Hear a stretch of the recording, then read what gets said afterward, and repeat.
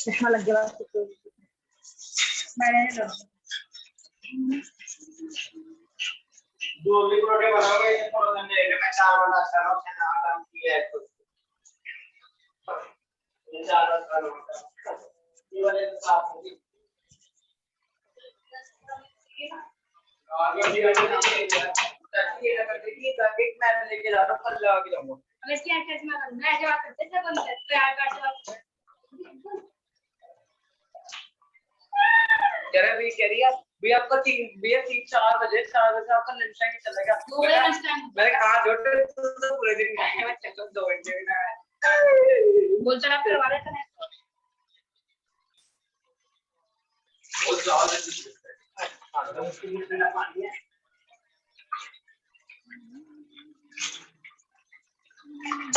वो वाला कर दिया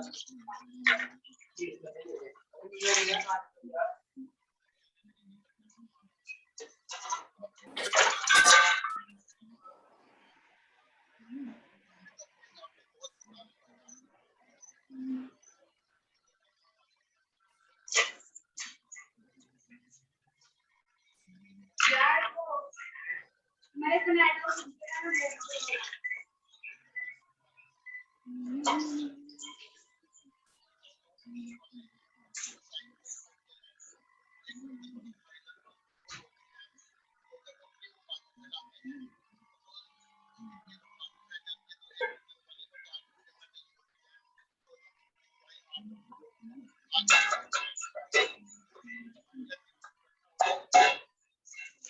आप तो चला देने इसको खाएंगे और मुकुल को काटू वाले खाने में अगले काम में खाएंगे खा दो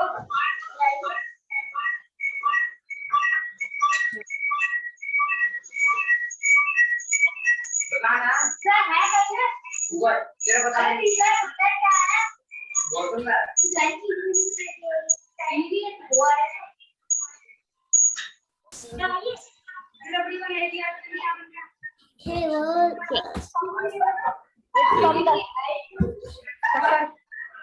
ज्यादा गलती है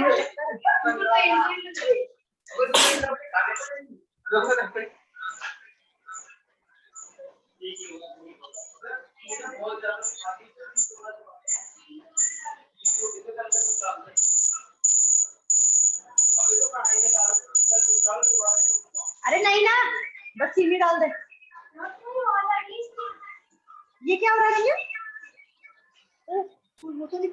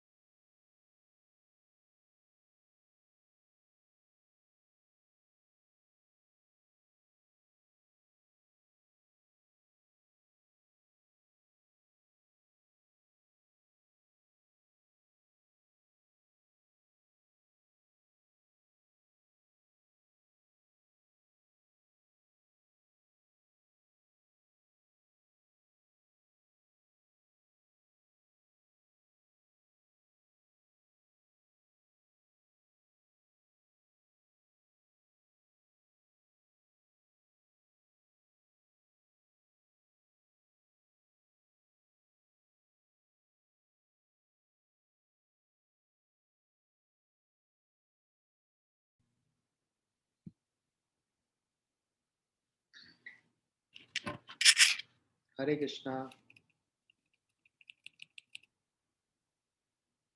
हरे कृष्णा।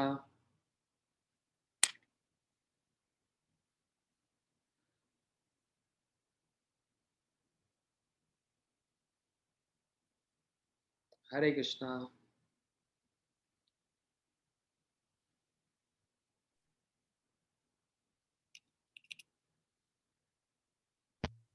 हरे कृष्णा।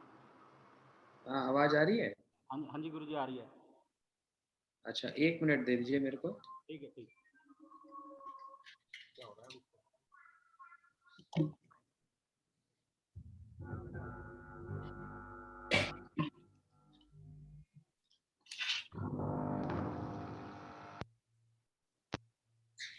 लास्ट मोमेंट पे कल चेक किया मैंने।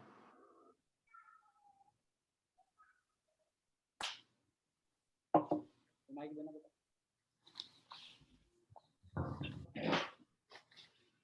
स्टैंड भी लिया।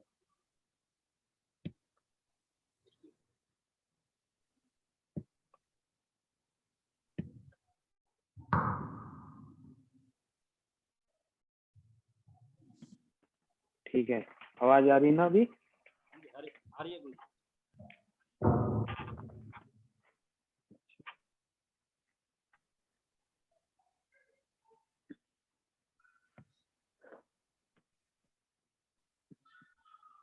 English devotees, this is going to be Hindi Hari Katha. So I don't know if you are able to understand. And English class will be 12 o'clock Florida time. Okay. And also, yeah, 12 o'clock Florida time. That will be English class. Now I'm going to speak Hindi for our devotees in India. You can all see them. They're all sitting in the hall. Okay. Om Gyantimirandasya Gyananjan Shalakaya चक्षुरुन्मिलितं येन तस्मै श्रीगुरुवे नमः। गुरुवे गौरचन्द्राय राधिकाय तदालये कृष्णाय कृष्णभक्ताय तद्भक्ताय नमो नमः। वाञ्छाकल्पतरुभ्यश्च कृपा सिन्धुभ्यैव च पतितानां पावनेभ्यो वैष्णवेभ्यो नमो नमः। अनर्पितं चरिंचिरात् कारुण्यवतीन् कलौ समर्पयितुमुन्नतुजरसं स्वभक्ति श्रियम्। हरिपुरसुन्दरद्रुति कदम्ब सन्देपितः सदा हृदय कन्द्रेषु स्फुरतु वै सचिनन्दन। जयतां सुतपङ्गुर्मम मन्दमतेर्गति मत्सर्वस्पदाम्बुजौ श्रीराधा मदनमोहन। भक्त्या विहीनाय अपराधलक्ष्यै क्षिप्तस्य कामादितरङ्गमध्ये कृपामयि तं शरणं प्रपन्न वृन्दे नमस्ते चरणारविन्दम्। श्रीकृष्ण चैतन्य प्रभु नित्यानंद श्री अद्वैत गदाधर शिवासादि गौर भक्त वृंद। एक बार सभी हाथ उठाकर बोलिए, everyone. Hare Krishna Krishna Krishna Hare Hare, Hare Ram Ram Ram Hare Hare. So this class is going to be in Hindi.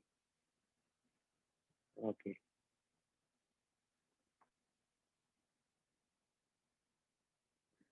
सर्वप्रथम अपने गुरु महाराज जी नित्य लीला प्रवेश ओम विष्णु पार स्तोत्र श्री श्रीमद भक्ति प्रमोद पूरी गोस्वामी गुरु महाराज जी के चरण कमलों में मैं असंख्य कोटि दंडवत प्रणाम ज्ञापन करता हूँ।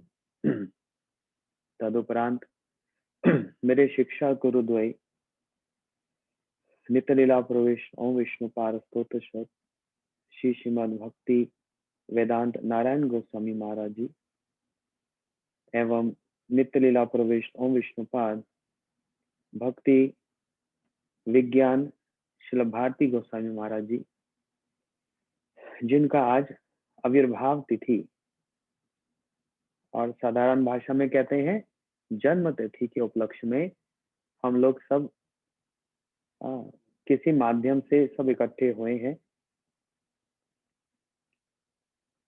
मैं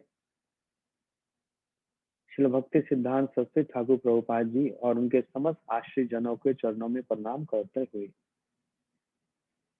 श्री चैतन्य महाप्रभु जी और उनके समस्त आश्रित जनों को प्रणाम करके हमारे जितने भक्त हैं और अंबाला कैंट में श्री कुंज बिहारी गौड़िया मठ में जितने सभी भक्त आज इस अवसर पर आए हैं, आप सबका विशेष स्वागत अभिनंदन करता हूं।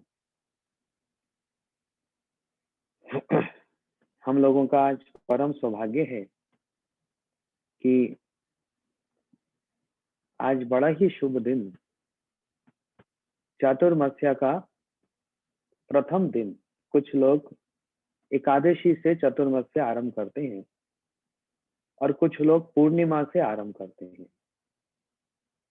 हम लोग 23 तारीख जब पूर्णिमा है, गुरु पूर्णिमा, उस दिन हम लोग चतुर्मास्य आरंभ करेंगे।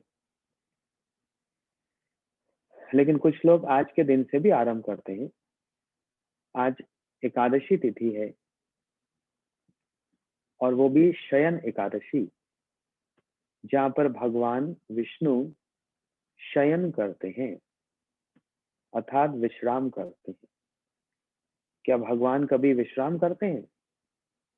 क्या भगवान हमारी तरह सोते हैं जैसे हम लोग शयन करते हैं? नहीं। इन 4 महीनों में भगवान शयन करेंगे और जागेंगे कब?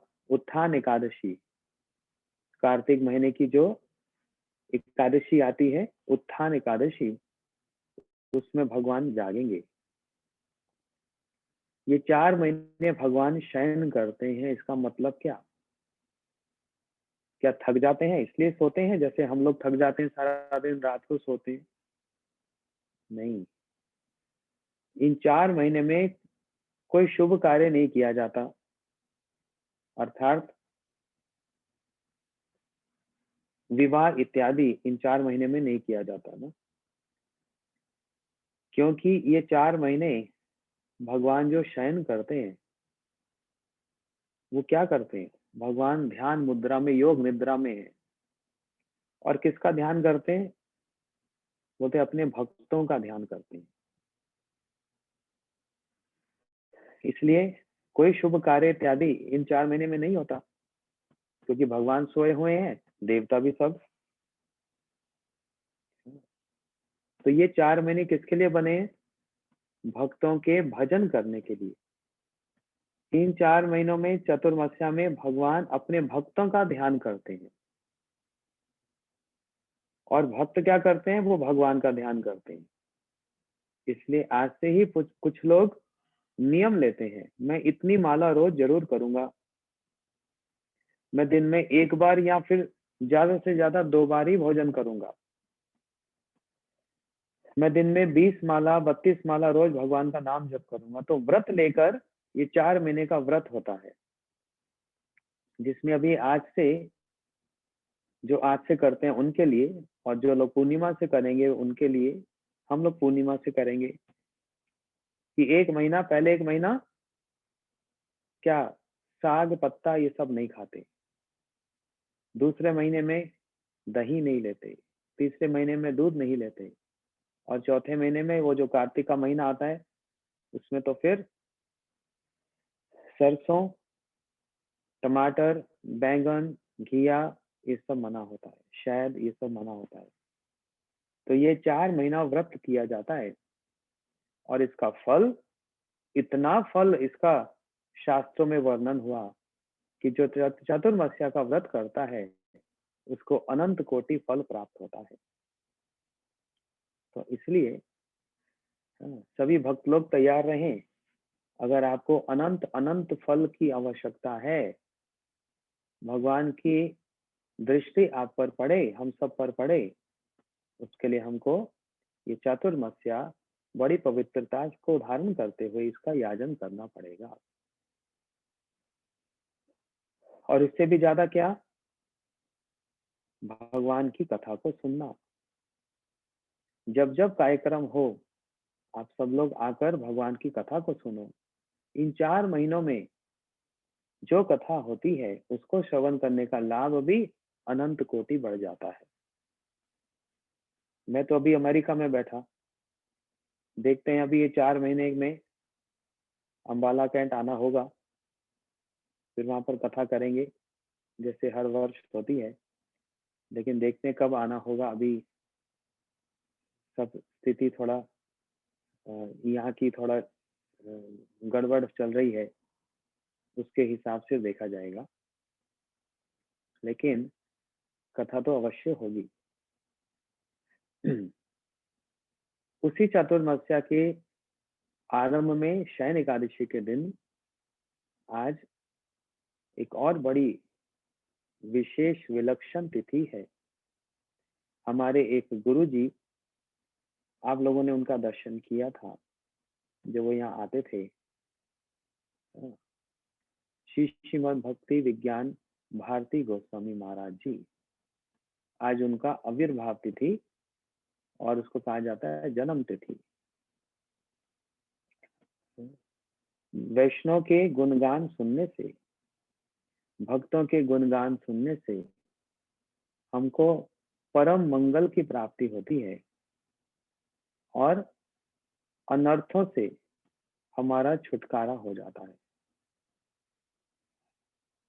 तो इसलिए, और विशेष करके उस आविर्भाव तिथि में, जिस दिन उनका जन्म तिथि आविर्भाव तिथि होती है, उसमें तो सुनने से और विशेष लाभ होता है। क्यों? भगवान प्रसन्न होते हैं। वैष्णव के गुरुजनों के गुणगान गुनने से भगवान की प्रसन्नता होती है और भगवान के गुणगान को सुनने से वैष्णव की प्रसन्नता होती है, गुरुजनों की प्रसन्नता होती है। जैसे भगवान की तिथि पवित्र है, रामनवमी, कृष्ण जन्माष्टमी और गौर पूर्णिमा, ये तिथियां कितनी पवित्र होती हैं। सेम उसी प्रकार वैष्णव की तिथि भी उतनी ही पवित्र होती है, बल्कि वैष्णव की तिथि अधिक पवित्र होती है क्योंकि उनके साथ हमारा संबंध होता है। हम उनको देखते हैं, उनसे प्रसाद ग्रहण करते हैं, उनसे कथा सुनते हैं। भगवान का तो देखना होता नहीं, वो क्या करते हैं, कैसे रहते हैं, हमको नहीं पता, लेकिन वैष्णव को हम दर्शन करते हैं। इसलिए उनके साथ हमारा संबंध नित्य जुड़ा रहे, इसलिए हम उनकी आविर्भाव और तिरोभाव तिथि को मनाते हैं। एक जगह से इनका आविर्भाव होता है, जन्म होता है और फिर तिरोभाव होता है, बिल्कुल ऐसे ही जैसे सूर्य का उदय और सूर्य का अंत होता है। क्या सूर्य का कभी अंत होता है? हम कहते हैं सूर्य का अंत हुआ? नहीं, हम क्या कहते हैं? सूर्य अस्त हुए, फिर सूर्य उदय हुए। ऐसे ही जो गुरुजन हैं, इनका उदय होता है, इनका जन्म तिथि मतलब इनका उदय होना, और इस संसार को जब छोड़ के जाते हैं तो अस्त होते हैं। सूर्य तो वहीं रहता है, हमारी दृष्टि से अस्त हो जाते हैं। उसी प्रकार श्रील महाराज जी का उदय, आविर्भाव इस संसार में आज के दिन हुआ था। 1926 में बंगाल में सीतारामपुर नामक एक गांव में इनका जन्म हुआ था। आप लोगों ने महाराज जी का दर्शन किया। जब अंबाला कैंट में महाराज जी आते थे, मेरे को अच्छे से याद है, जो भागवत हमारी होती थी उधर बीपीएल प्लानिटोरियम में, इतनी संख्या में लोगों को देखकर महाराज जी बड़े प्रसन्न हुए थे। और हमारे भक्त बांधव सोसाइटी के जितने मेंबर, इनका जो परिश्रम होता था, कैसे पूरे हॉल को सजाना, कैसे स्टेज को संभालना, वो सब महाराज की दृष्टि बड़ी सूक्ष्म होती थी। महाराज जी वो सारा दृश्य देखकर बड़े प्रसन्न होते थे। और जब स्टेज पर आते थे कैसे सारे भक्त लोग खड़े होकर उनका स्वागत करते थे। इतनी संख्या में लोग को देखकर कि इतने लोग भगवान की कथा सुनने आते हैं और इतना सुंदर भागवत कथा हो रहा है, महाराज जी बड़े प्रसन्न होते थे। एक बार एक वीडियो भी है जिसमें हम लोग महाराज जी का स्वागत कर रहे हैं सभी मिलकर, और मैंने कहा कि आज हमारा परम सौभाग्य है कि इतने बड़े महाभागवत महाजन जो महापुरुष हैं आज हमारे भागवत के बीच में उपस्थित हुए, हमारा परम सौभाग्य है। किसी आयोजन में यदि शुद्ध भक्त आ जाएं, ये उसकी सफलता है। मैंने कहा दर्शन पवित्र करो यही तुम्हारा गुण। मेरे को अभी भी वो सारे पंक्तियां स्मरण है। गंगा में तो जाकर डुबकी लगाने से, स्नान करने से व्यक्ति पवित्र होता है, लेकिन वैष्णव को दर्शन मात्र से ही पवित्र हो जाते हैं। तब जब हमने माइक महाराज जी को दिया था तो महाराज जी ने एक बात कही, आप लोग परम सौभाग्यशाली हैं जो भागवत कथा को श्रवण कर रहे हैं, जो सब प्रकार का मंगल प्रदान करने वाली है। मंगल भवन अमंगल हारी। मैं बहुत साधारण भाषा में कथा बोल रहा हूँ जिससे हमारे करधान और उधर गांव के लोग सब अच्छे से समझ लें। मैं अधिक इसमें गहरा कोई तत्व सिद्धांत नहीं कह रहा, सरल सीधी भाषा में। क्योंकि देखो वैष्णव का दर्शन बड़ा दुर्लभ है। भागवत जी में दो ही वस्तु दुर्लभ बताई है। एक तो दुर्लभ मनुष्यम देहम देहिनाम शन भंगुर तत्रापि दुर्लभ मन्ये वैकुंठ प्रियम दर्शनम। भागवत जी के श्लोक में भगवान को दुर्लभ नहीं बताया। एक तो बताया दुर्लभ मनुष्यम देहम, ये जो शरीर है मनुष्य शरीर ये दुर्लभ है, और उस पर भी वैकुंठ प्रिय दर्शनम, जो शुद्ध भक्त हैं वैकुंठ प्रिय उनका दर्शन और दुर्लभ है। भगवान का दर्शन तो सुलभ है, हम मंदिर में जाकर भगवान का दर्शन कर लेते हैं, लेकिन वैष्णव का दर्शन बड़ा दुर्लभ है, और जिनको वो दर्शन प्राप्त हो जाए उनका परम सौभाग्य है। इसलिए हम लोग भी बड़े सौभाग्यवान रहे, महाराज जी का दर्शन हुआ। अब दर्शन नेत्रों से भी होता है और दर्शन कानों से भी होता है। नेत्रों का दर्शन वो भी दर्शन है, लेकिन उससे अधिक है कानों का दर्शन। जब हम कानों से दर्शन करते हैं अर्थात जब उनकी महिमा को सुनते हैं, हमारी श्रद्धा उनके चरणों में बढ़ जाती है।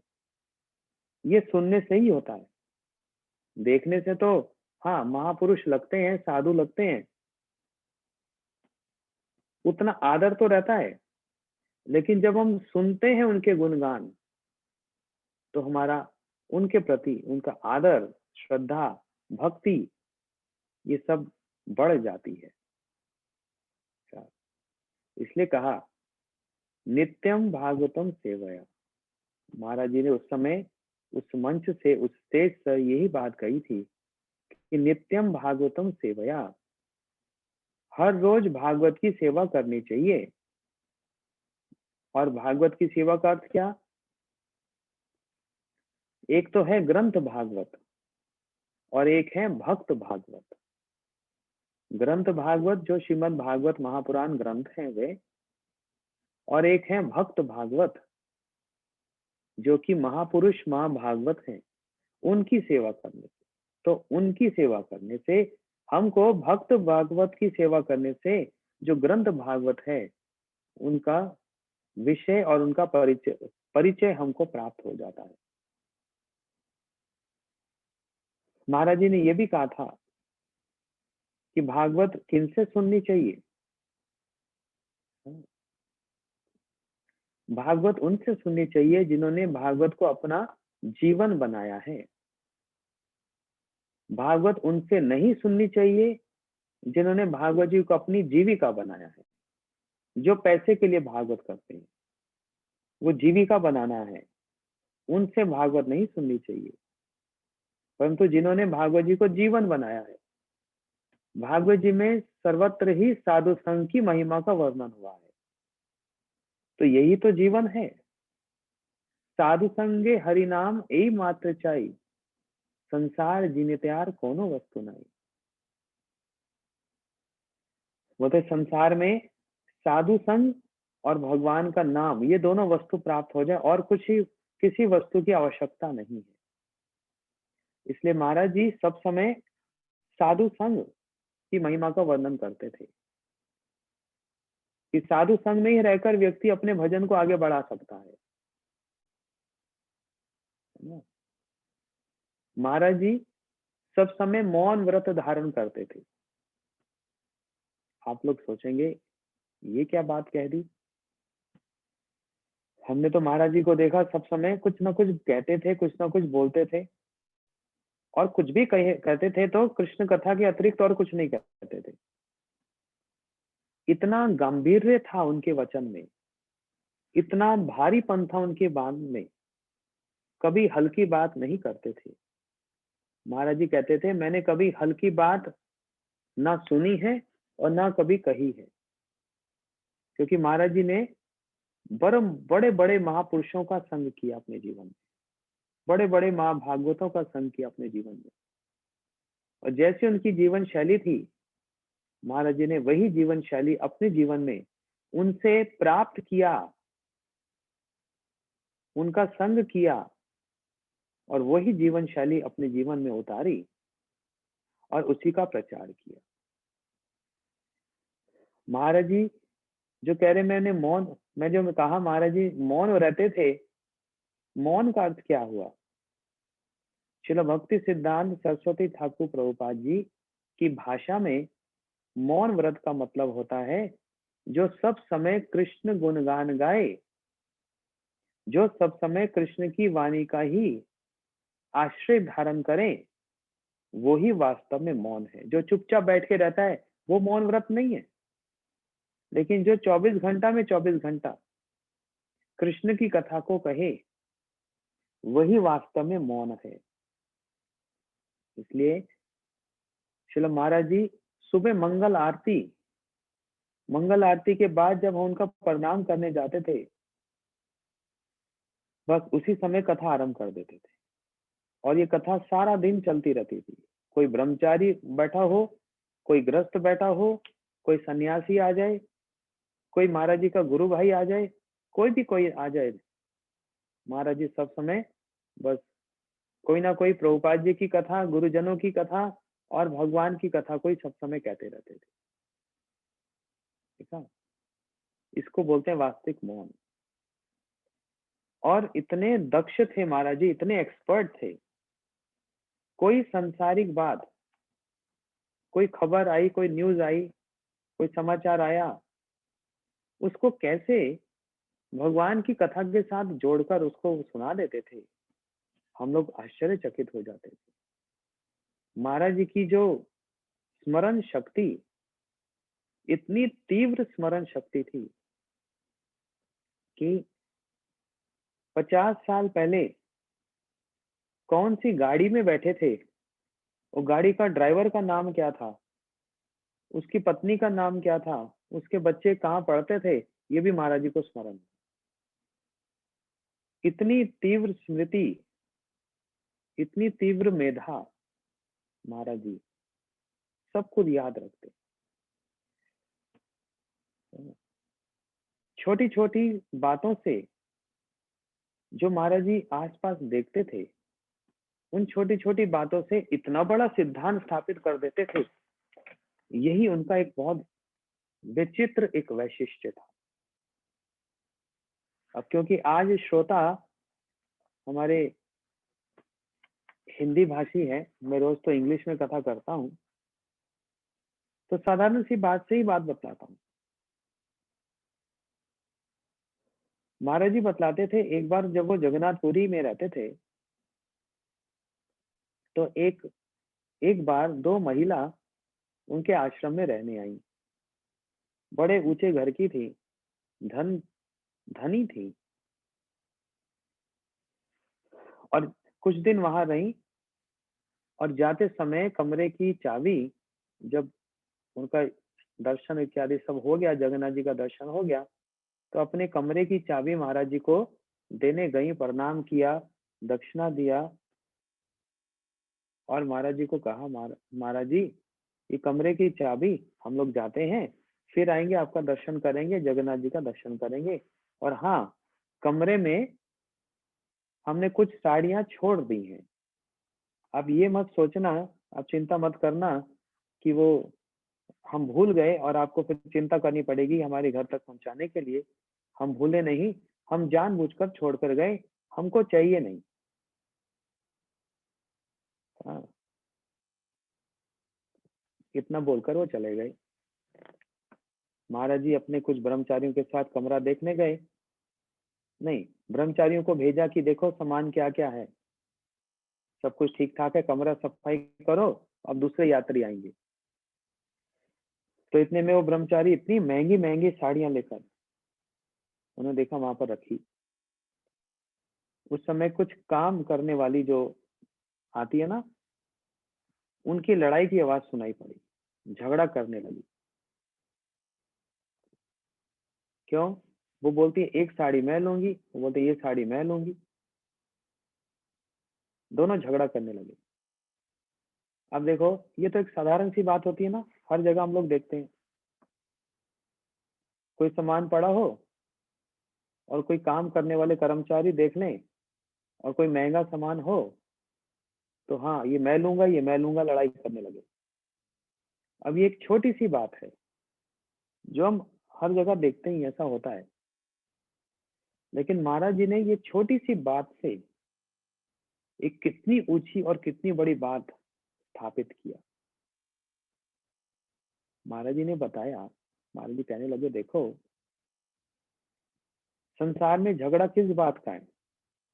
जो चीज सीमित है उसके लिए झगड़ा होता है, जो वस्तु असीमित है उसके लिए कोई झगड़ा नहीं होता। जिसका अंत है उसी के लिए सारा झगड़ा है, जो अनंत है उसका तो कोई झगड़ा ही नहीं है। महाराज जी जब ये बात कह रहे थे, साथ ही साथ महाराज जी ने एक उदाहरण दिया कि यदि सोचो गांव में पानी बंद हो जाए और सरकारी म्युनिसिपैलिटी वाले एक पानी का टैंक वहां पर भेज दें कि देखो सबको 1 बाल्टी पानी ही मिलेगा, उससे अधिक नहीं मिलेगा। सब अपने अपने घर से बाल्टी लेकर आएंगे और एक एक बाल्टी पानी भर के ले जाएंगे। जिसने 1 बाल्टी से अधिक 1 गिलास भी पानी लिया तो क्या होगा? पीछे जितने खड़े हैं सब चिल्लाने लगेंगे। होता है ना, सब झगड़ा करते हैं, तू ज्यादा कैसे ले रही है, तू ज्यादा कैसे ले रही है, 1 बाल्टी की तो बात थी। सब झगड़ा करने लगते हैं। महाराज जी बतला रहे हैं कि देखो यहाँ पर ये झगड़े का विषय, लेकिन गंगा जी के तट पर जाकर आप कितनी बाल्टी भरकर ले जाओ, कोई झगड़ा नहीं करेगा। जबकि आपने अगर 2 बाल्टी भी लिया तो और दूसरे कहेंगे अरे और ले जाओ ना, और ले जाओ ना, इतना बह रहा है पानी। वहां कोई झगड़ा नहीं है, क्योंकि वहां पर क्या है? असीमित है, वो वस्तु अनंत है, वो सीमित है। और जहां पर सीमित होता है वहां पर झगड़ा लगता है। महाराज जी बतला रहे हैं, इसी सिद्धांत से देखो, इस संसार में, ये माया जगत में सब कुछ सीमित है। इसलिए यहाँ पर घर घर में झगड़ा, गांव में झगड़ा, शहर में झगड़ा, देश में झगड़ा, हमारे अंदर ही अपने आप से ही झगड़ा।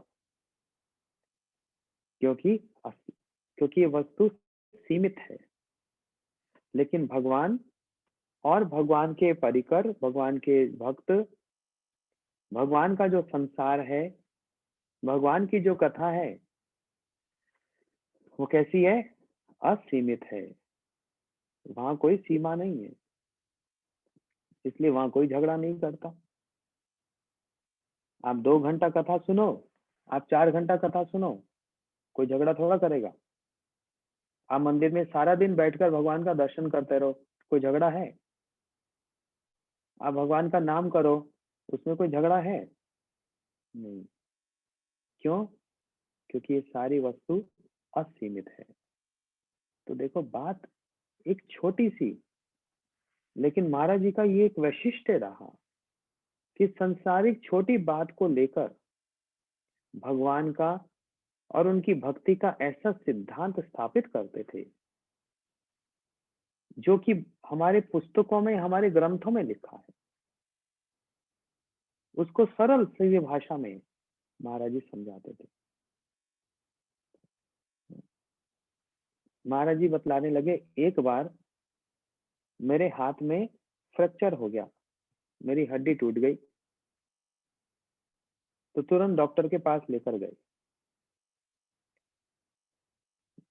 बतला रहा हूं कि महाराज जी कितने सहनशील थे। एक साधारण सा उदाहरण, डॉक्टर के पास लेकर गए तो भक्तों ने जाकर डॉक्टर से बोला, अरे महाराज जी आए हैं, उनका हाथ टूट गया। बोलते हैं, यहाँ तो सबका हाथ, किसी का पैर टूटा हुआ है भाई। तो महाराज जी चुपचाप बैठ गए। और ऐसे करते करते जब महाराज जी का नंबर आया तो डॉक्टर आया, तब देखा, बोलते, अरे अरे महाराज जी, आपकी तो 2 हड्डी टूट गई। किसी का तो 1 हड्डी टूट जाए तो इतना चिल्लाता है, इतना चिल्लाता है, और आपके तो 2 फ्रैक्चर हुए हैं, आप चुपचाप बैठे हैं, कुछ भी बोल नहीं रहे। तो महाराज जी ने हंसकर कहा, ये तो मैंने कहीं पर ना पढ़ा ना सुना कि चिल्लाने से दर्द कम हो जाता है।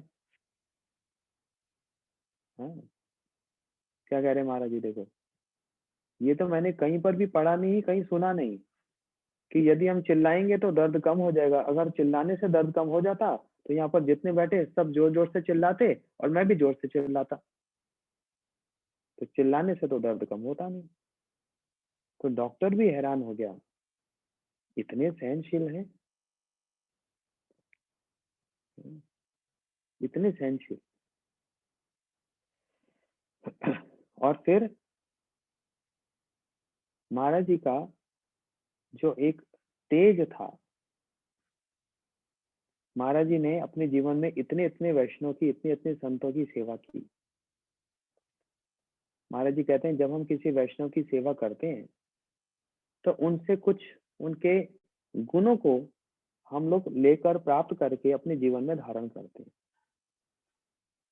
महाराज जी कहते हैं, मैंने बहुत सारे वैष्णव की सेवा की, मेरा सारा जीवन वैष्णव सेवा में निकल गया। बता रहे थे कि कार्तिक परिक्रमा, नवदी परिक्रमा के समय में महाराज जी के जो गुरु जी थे, श्री श्रीमद भक्ति दैत माधव गोस्वामी महाराज जी, वो पूरी परिक्रमा में, जहाँ पर सैकड़ों लोग आते थे, उसका संचालन करते थे, कथा बोलते थे। लेकिन महाराज जी सब समय सेवा में नियुक्त रहते, सुबह से रात तक बस सेवा ही सेवा करते, क्योंकि गुरु जी ने परिक्रमा को रखा ना, तो सेवा कौन करेंगे? जितने शिष्य लोग, आश्रित जन, वही सब सेवा करेंगे। गुरु जी भी सेवा कर रहे हैं, शिष्य भी सेवा कर रहे हैं, गुरु जी कथा बोलकर सेवा कर रहे हैं, और जितने सभी शिष्य, वो सारे आयोजन को सफल बनाने के लिए प्रसाद बनाना, प्रसाद खिलाना, सबको कैसे बिठाना, सबको ये सब सेवा। तो इसलिए गुरु जी ऊंचे आसन पर बैठते हैं, इसका मतलब नहीं कि गुरु जी सेवा नहीं कर रहे। उनकी इच्छा से तो सारी सेवाओं का विस्तार हुआ है। यदि वो इच्छा ही ना करें तो सेवा कहां से आए? गुरुजी सबको निमंत्रण देते हैं, सबको बुलाते हैं कि कार्तिक परिक्रमा होगी, भागवत कथा होगी, नवदी परिक्रमा होगी, सब लोग आ जाओ। और स्वयं भी सेवा करते हैं और अपने आश्रित जनों से, अपने शिष्यों से भी सेवा करवाते हैं। और ऐसे करने से क्या होता है? हमारा मन, हमारी मति भगवान के चरणों में लग जाती है।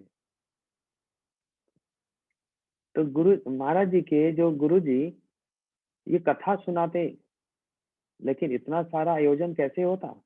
महाराज जी कहते मैं दिन रात सेवा करता था।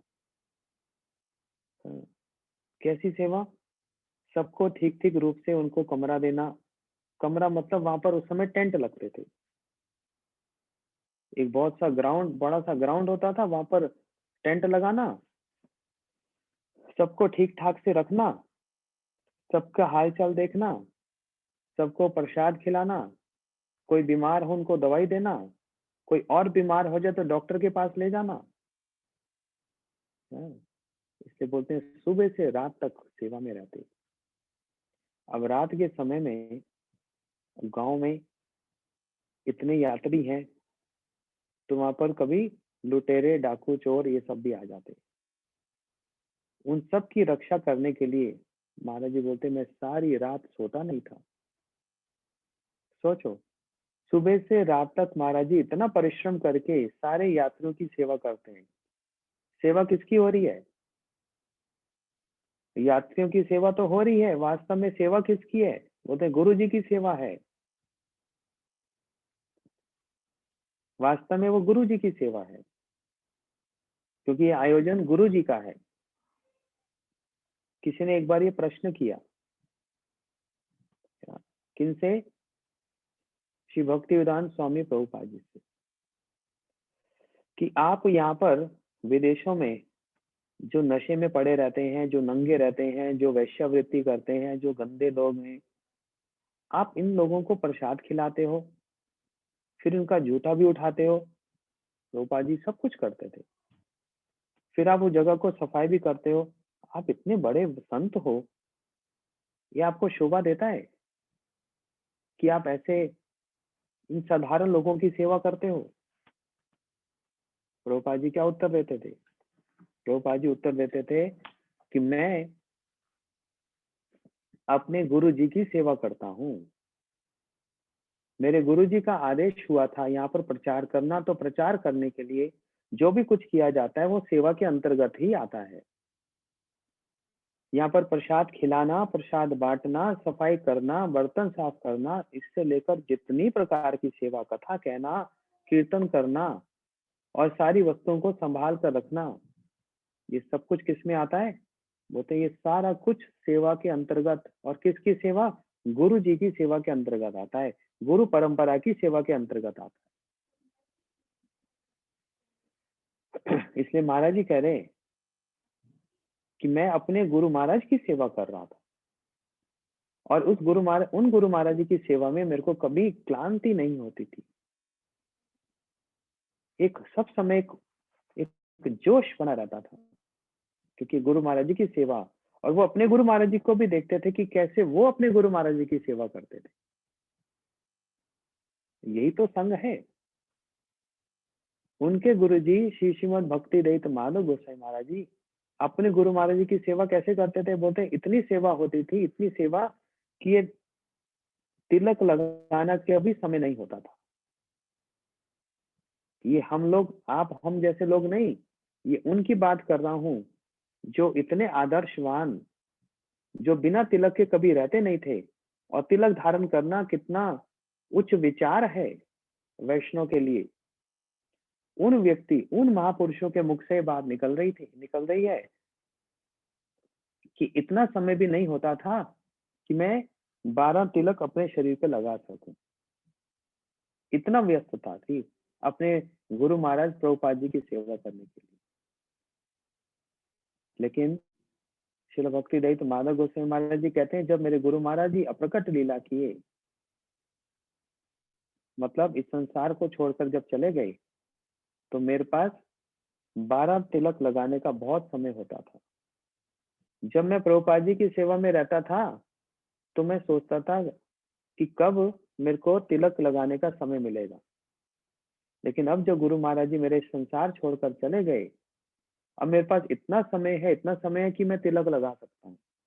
लेकिन मैं उस दिन के लिए तड़पता हूँ, उस दिन के लिए रोता हूँ कि वो दिन कब दोबारा मेरे जीवन में आएगा जब मेरे को तिलक लगाने का समय भी ना मिलेगा।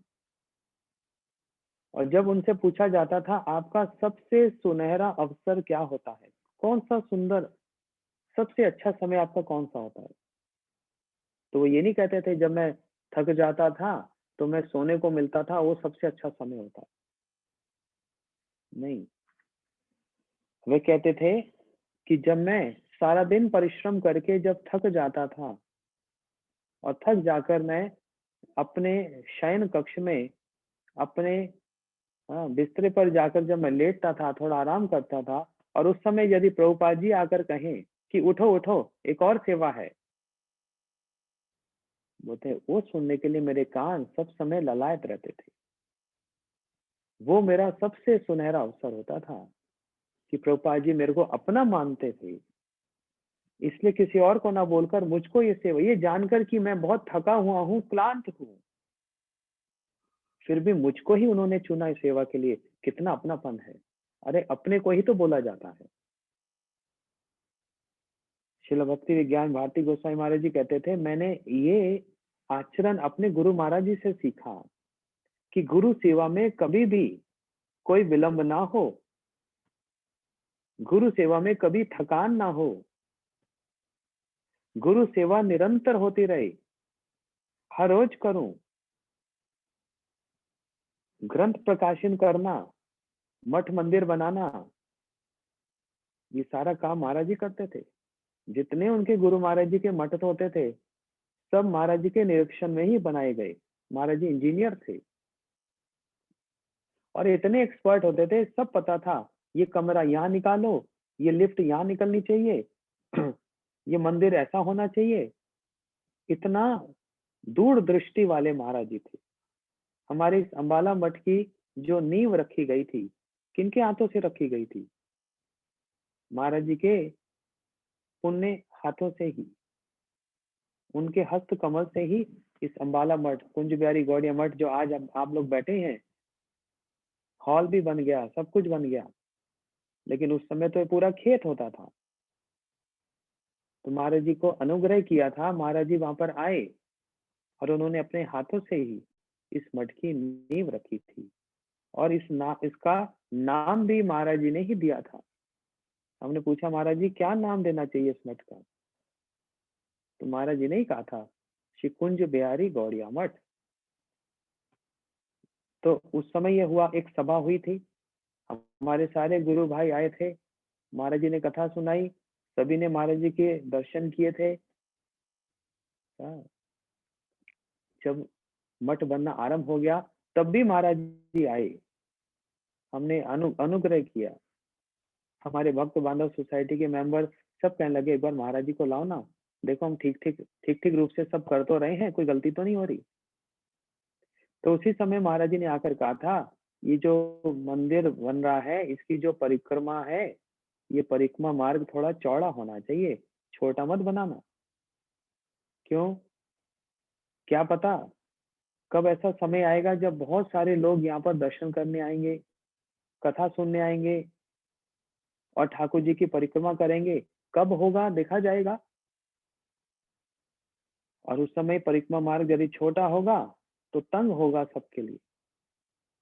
और इतना तक महाराज जी का विचार था कि देखो अगर 2 मृदंग बजाने वाले भी चलेंगे और उनके साथ साथ गाने वाले भी चलेंगे,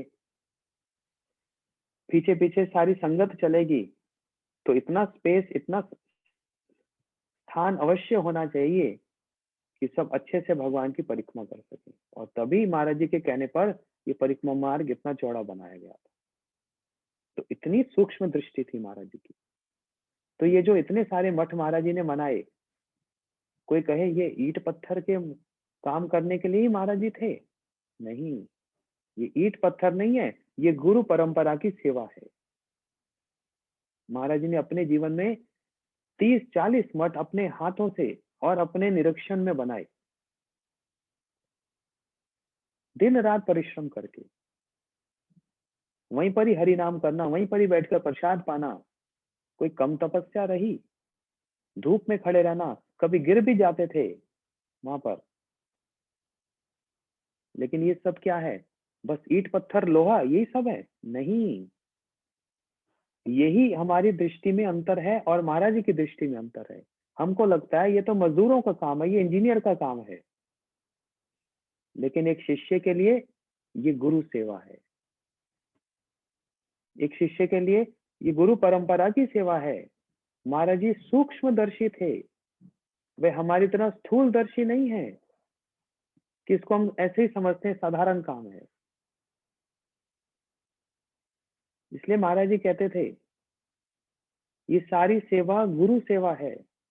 जो प्रभुपाद जी इन हिप्पियों को, नशे में पड़े हुए लोगों को जो प्रसाद खिलाते थे और फिर सफाई करते थे, वो हिप्पियों की सेवा नहीं करते थे।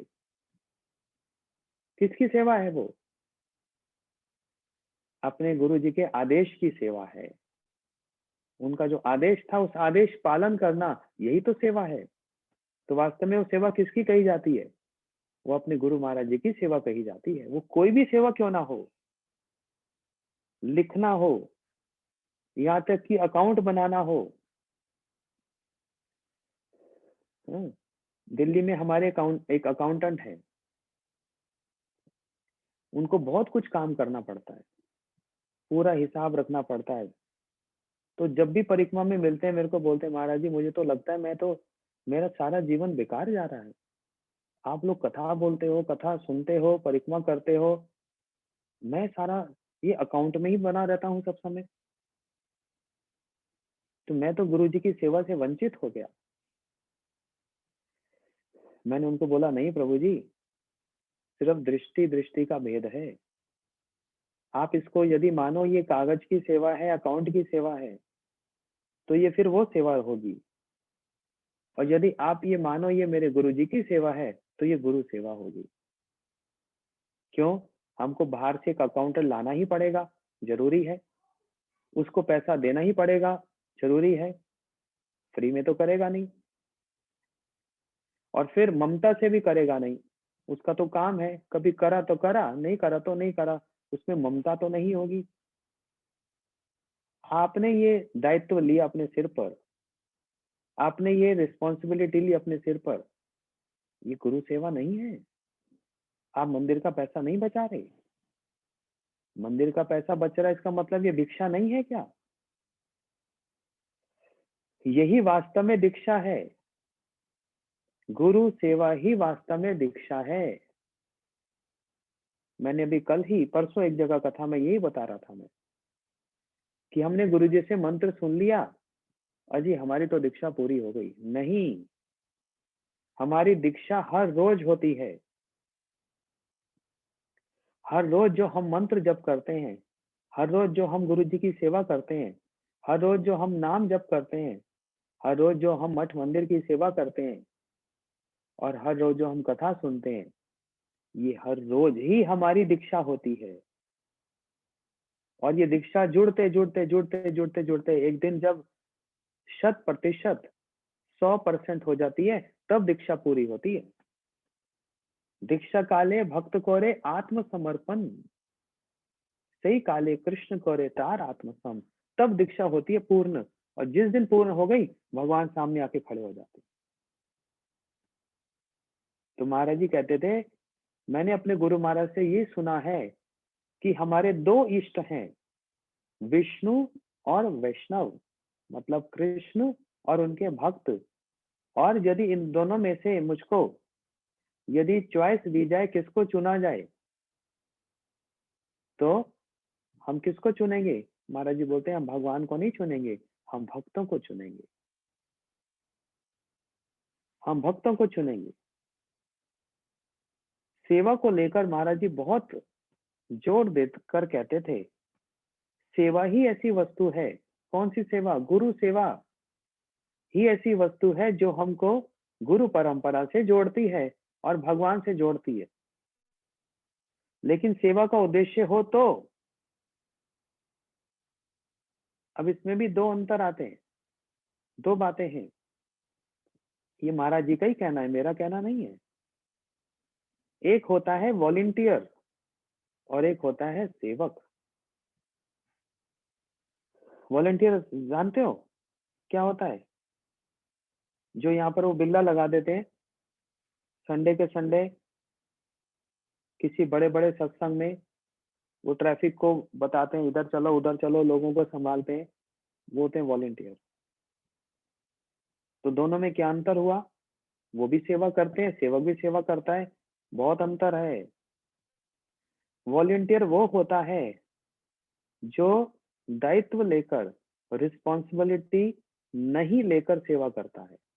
मतलब मेरा मन किया तो मैं आ गया, मन नहीं किया तो नहीं आया, प्रोग्राम तो चलता रहेगा, मेरे आने नहीं आने से क्या फर्क पड़ता है। मैं आ गया तो थोड़ी सेवा कर दूंगा और मन नहीं हुआ तो बैठा रहूंगा, करूंगा भी नहीं। ये होता है वॉलंटियर। लेकिन सेवक कौन होता है? जो जिम्मेदारी लेकर सेवा करता है, वो होता है सेवक। जब जिम्मेदारी नहीं ली जाए ना, वो सेवक नहीं होता। जो जिम्मेदारी लेकर सेवा करता है उसको सेवक कहते हैं। और जब जिम्मेदारी ली जाती है तो भार आता है। इसलिए बहुत सारे लोग डरते हैं, मैं भार नहीं लूंगा, मैं आ गया तो सेवा कर लूंगा। तो फिर ये भी जान लेना, भगवान की दृष्टि सेवक के प्रति बड़ी प्रेम वाली होती है और वॉलंटियर के प्रति बस थोड़ी सी ही होती है। वो बस पुण्य कमाकर चला जाता है, उससे ज्यादा नहीं। लेकिन भगवान भक्त वत्सल हैं, पुण्य वत्सल नहीं बोला कहीं पर। तुम्हारी सेवा अगर वॉलंटियर जैसी होगी तो भगवान कहेंगे मेरी कृपा भी फिर वॉलंटियर ही है। अगर तुम्हारी सेवा जिम्मेदारी वाली सेवा है तो मैं भी फिर जिम्मेदार हूं, क्योंकि मैं फिर कहीं बच नहीं सकता। मेरे को बांधने का तो तरीका सेवा ही है। मैं तो सेवक के ही अधीन रहता हूं। गुरु जी भी सेवक के अधीन रहते हैं और भगवान भी सेवक के ही अधीन रहते हैं। बहुत बड़ा अंतर है। और इसके साथ साथ एक बड़ी सुंदर, देखो ये महाराज जी की कैसी सूक्ष्म दृष्टि है। बोलते हैं इसके ऊपर एक और बात समझना, जो जिम्मेदारी लेकर सेवा करता है उस पर भार रहता है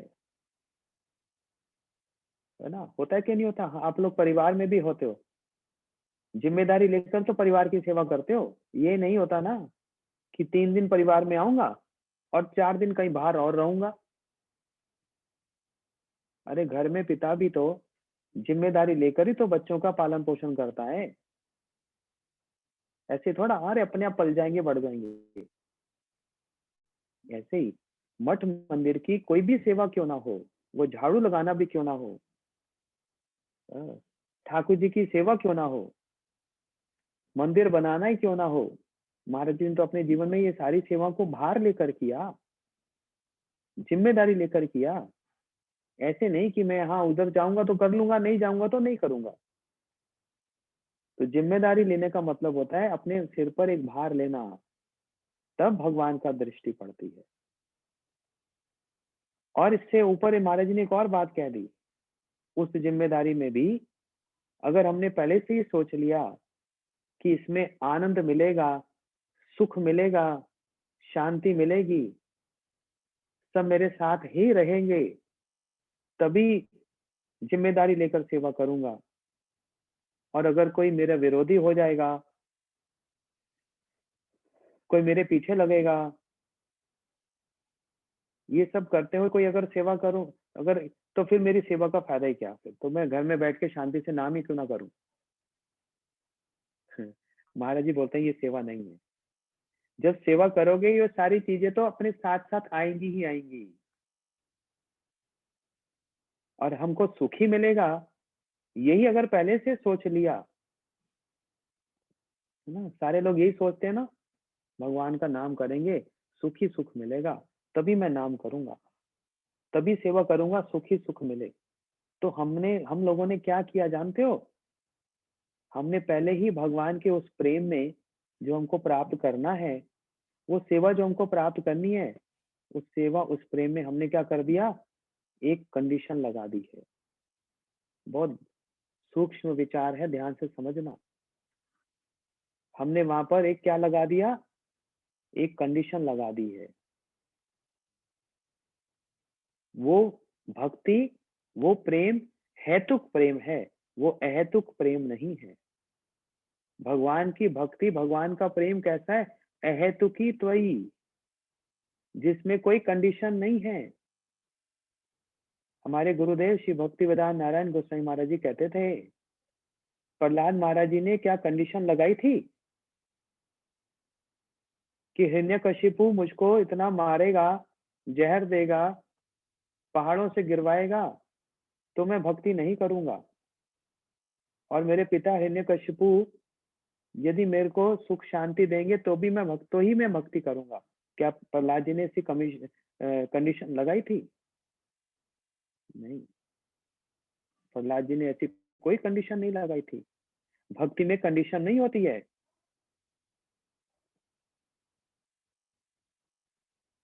क्या मीरा जी ने कंडीशन लगाई थी?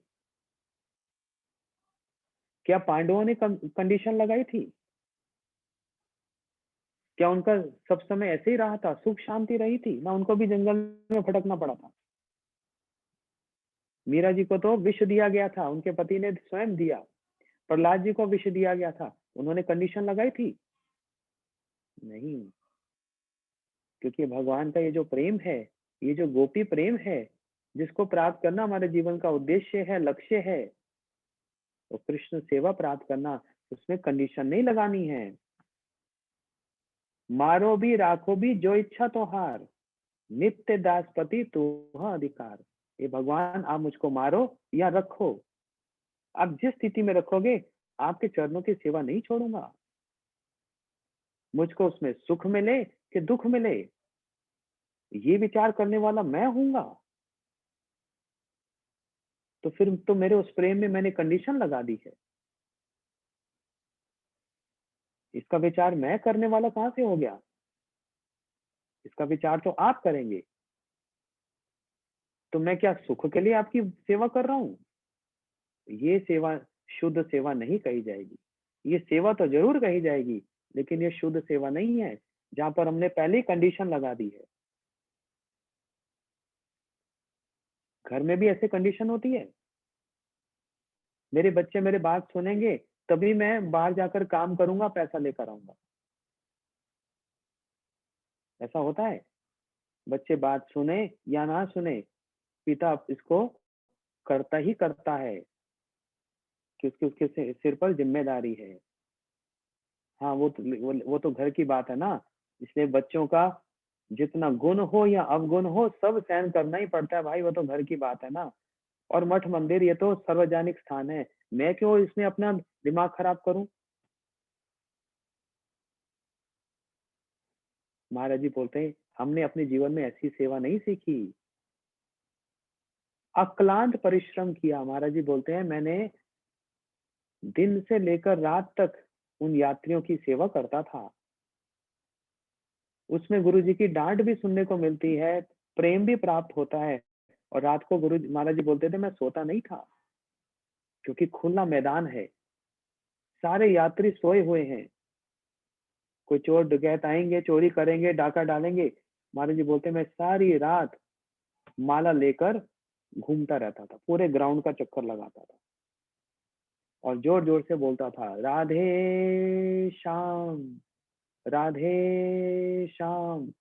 बोलते महाराज जी बोलते थे, परिश्रम तो होता था, लेकिन मैं सोचता था इसमें कितना आनंद है। किस वस्तु का आनंद है? एक तो सारी रात मेरा नाम हो जाता था, जो दिन में हो नहीं पाता था, क्योंकि दिन में तो इसको प्रसाद खिलाओ, उसकी दवाई लाओ, उसको ये करो, इसी में ही एक तो बोलते थे रात को मेरा नाम बड़ा अच्छा हो जाता था। और दूसरा, जितने सारे भक्त लोग परिक्रमा करते हैं, मैं रात को उनकी परिक्रमा करता था। जो सारे भक्त परिक्रमा करते हैं, उनकी परिक्रमा करने से क्या होगा? मेरे को भी उनका आशीर्वाद प्राप्त होगा। देखा कितना ऊंचा विचार महाराज जी का रहा ना। महाराज जी बोलते हैं सेवा ऊंची नीची नहीं होती। सेवा के बारे में महाराज जी बहुत जोर देकर बात करते थे कि हनुमान जी चरणों में बैठकर सेवा करते थे और गरुड़ जी सिर के ऊपर बैठकर सेवा करते हैं। गरुड़ जी का स्थान देखो ऊंचा होता है भगवान से। गरुड़ जी सिर पर बैठकर सेवा करते हैं, हनुमान जी चरणों में बैठकर सेवा करते हैं। अर्जुन ने बाण मारकर लोगों को समाप्त कर दिया, लोगों को मारकर भगवान की सेवा की, क्योंकि भगवान चाहते यही थे। इन अधर्मियों को मारो, मारकर सेवा करते थे। बोलते वृंदावन में सखा कंधे पे चढ़ाकर सेवा करते थे। यशोदा मैया रस्सी से बांधकर कान मरोड़ कर सेवा करती हैं। गोपियां अपने चरणों को दबवा कर कृष्ण की सेवा करती हैं। कितना सूक्ष्म विचार है। इसलिए सेवक एक सेवक ही है जिसके आंखों से आंसू बहते हैं। अपने गुरु जी की सेवा करते करते, उसमें इतना कुछ सहन करते करते जब हृदय इतना कोमल और निर्मल हो जाता है, तो नाम करते करते, गुरु जी का नाम, गुरु जी को याद करते करते, कि गुरु जी आपने ही मुझको ये जीवन दान दिया। कौन सा जीवन? अरे ये जीवन तो माता पिता ने दिया, लेकिन सकल जन्म माता पिता पाए, हर जन्म में तो माता पिता प्राप्त होते हैं, लेकिन गुरुजी ये आध्यात्मिक जीवन तो आपने प्रदान किया। मैं तो भटका हुआ था, आपने मुझको नाम दिया, आपने मुझको शिक्षा दी, आपने मुझको मनुष्य से वैष्णव बनाया, और फिर आपने मुझको एक सेवा का दायित्व भी दे दिया कि इसी से तुम्हारी सिद्धि होगी।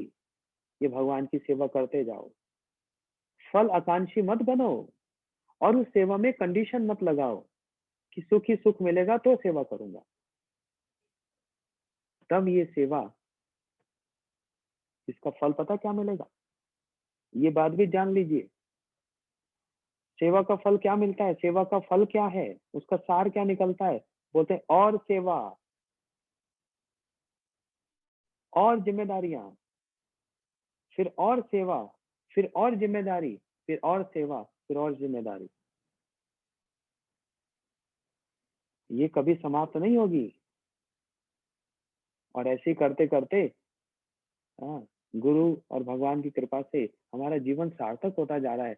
हम धीरे धीरे भगवान के पास और जा रहे हैं, उनकी समझ बढ़ते जा रही है, उनकी अनुभूति बढ़ती जा रही है। नाम करते करते आंखों से आंसू बहते हैं। ये सेवा रुकनी नहीं चाहिए और ना रोकनी चाहिए। मैंने और हमारे कितने ऐसे ब्रह्मचारी सन्यासी गुरु भाई, हमने कभी गुरुदेव की सेवा को रोका नहीं। हमारे मार्ग में कितनी बाधाएं आती हैं, क्या हम कभी कहते हैं कि गुरु जी ये भगवान सुख दोगे तो ही आपका नाम दे करेंगे, हम आपकी सेवा करेंगे? ऐसा नहीं होता। यही सेवक का धर्म है कि वे अपने सेव्य की सब समय सेवा में मग्न रहे, बस, और वो जिम्मेदारी लेकर करे। महाराज जी बोलते हैं मैंने जिम्मेदारी लेकर सेवा की, मैं गुरु जी का सेवक बनकर सेवा की। ऐसे बहुत सारे विचार हम महाराज जी के जीवन चरित्र से हम लोगों ने सुने। इस अम्बाला क्षेत्र में महाराज जी का अवदान रखा, फिर फरीदाबाद में भी महाराज जी रहे, और फरीदाबाद में जो राधा माधव गौड़िया मठ जो है, उसी घर में, उसी मठ में ही महाराज जी ने अपना अंतर ध्यान लीला, अपनी अप्रकट लीला को भी किया। तो हम भक्तों पर, जो अम्बाला के भक्त हैं, हम पर भगवान की गुरु जी की विशेष कृपा रही, महाराज जी की विशेष कृपा रही, उनका कितनी बार दर्शन प्राप्त हुआ। हमारे कितने भक्त हैं, सुंदर गोपाल प्रभु, बिट्टू प्रभु, हमारे वो नवीन जैन जी, और ये श्यामदास प्रभु, हरिदेव प्रभु, उपेंद्र प्रभु, सब लोगों ने और उनके घर के परिवार वालों ने, सब ने ही महाराज जी का मैं दर्शन भी किया, उनसे प्रसाद भी ग्रहण किया। अरे एक बार एक महापुरुष के हाथ से प्रसाद मिलना हमारी योग्यता नहीं थी, हमको मिल गया, कितनी बड़ी बात हुई है। इसको हम बहुत साधारण रूप से ले रहे हैं, मगर इसका बड़ा मूल्य है, इसका बड़ा वैशिष्ट है। ये संस्कार कभी निष्फल होने वाला नहीं है। इतने बड़े महात्मा का, महापुरुष का दर्शन, उनके हाथ से प्रसाद प्राप्त करना, उनकी सेवा प्राप्त करना, ये कभी संस्कार नष्ट होने वाला नहीं है। उसी के कारण तो आज हम लोग इतनी अच्छी अच्छी कथा सुन रहे हैं भगवान की, और वह उन्होंने हमको गुरु की सेवा में लगा रखा है। समय हो गया, वहां पर तो बहुत रात हो गई, मेरा तो दिन चढ़ा है। मेरा तो अभी सुबह 9:30 बजे, कल सारा दिन मेरी यात्रा रही है, मैं एक स्थान से दूसरे स्थान पर आया हूँ। इसलिए भक्तों का आदेश था कि अम्बाला में वहां पर हम लोग कथा कुछ कहेंगे, तो मुझको बहुत प्रसन्नता हुई आप सबको वहां देखकर। मैं आशा करता हूँ आप सब उसी प्रकार महाराज जी के कही हुई बात को अपने जीवन में उतारें, और ऐसे ही गुरु सेवा में ही सारा जीवन अंतिम श्वास तक निकल जाए। मैं अपने लिए तो विशेष करके महाराज जी के चरणों में यही प्रार्थना करता हूँ, आज के दिन उनकी जो आविर्भाव तिथि है, कि कभी ऐसा दिन ना आए कि गुरु सेवा हमारे से छूट जाए।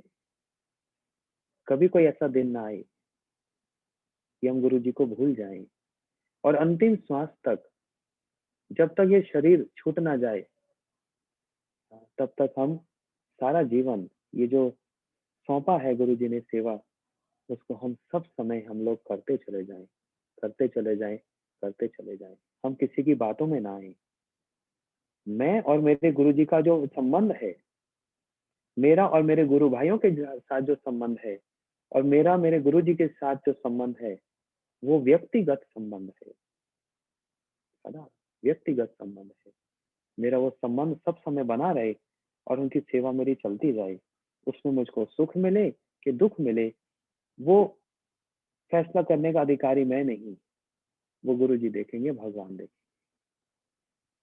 बोलो श्री श्रीमद् भक्ति विज्ञान भारती गोस्वामी महाराज जी की जय। तदीय शुभ तिथि उत्सव की जय, आविर्भाव तिथि की जय। और हमारे वहाँ सभी भक्त जो आए, आप सबकी भी जय, जो आपने मिलकर ये तिथि को वहां पर पालन किया। अभी वहां पर देर रात हो गई, आप लोग आरती इत्यादि और प्रसाद जो है आप भक्तों को दे दीजिए, और ऐसे ही बीच बीच में कुछ वहां पर कथा का आयोजन करते जाइए। मेरे को पहले से बता दो, मैं भी ऐसे हफ्ते में एक बार स्क्रीन पर आ सकता हूँ, कथा कर सकता हूँ संडे के संडे। जब यात्रा करता हूँ तब तो मुश्किल होता है, लेकिन ऐसे किसी एक समय पर मैं समय निकाल कर ऐसे आ सकता हूँ। सबको मेरा हरे कृष्णा, और गुरु जी से भगवान से प्रार्थना करता हूँ सब अनुकूल हो जाए, सब ठीक हो जाए, और मैं जल्दी से अम्बाला कैंट में आऊँ, और फिर हम वहाँ पर फिर भागवत कथा को कहें। हो सकता है इसी 4 महीने में हो ऐसी कथा, उसके लिए मैं बहुत ललायत हूँ, मेरी बहुत तीव्र इच्छा है मैं जल्दी से आऊँ। वहाँ फरीदाबाद के भक्त लोग भी चाहते हैं वहाँ भागवत हो, है ना, वो भी तैयार बैठे हैं, तो मैं भी तैयार बैठा हूँ, बस थोड़ा समय की देरी हो रही है। हम अच्छा, सबको हरे कृष्ण।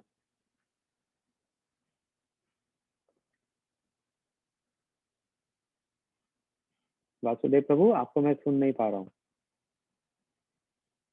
और एक बार स्क्रीन घुमा दो, एक बार मैं सब भक्तों को देख लूं, भक्त बांधव हमारे मेंबर सब, उनका भी दर्शन कर लूं। गुरुजी मैं स्क्रीन घुमा नहीं सकता, वो ना फिक्स कर रखी है। अच्छा ठीक है। हाँ, और मैं कह रहा था कि महाराज जी कहते थे ना, कोई भी उत्सव होता है उससे पहले वर्षा हो या बीच में हो या अर्थात बाद में हो, तो वो सफल होता है।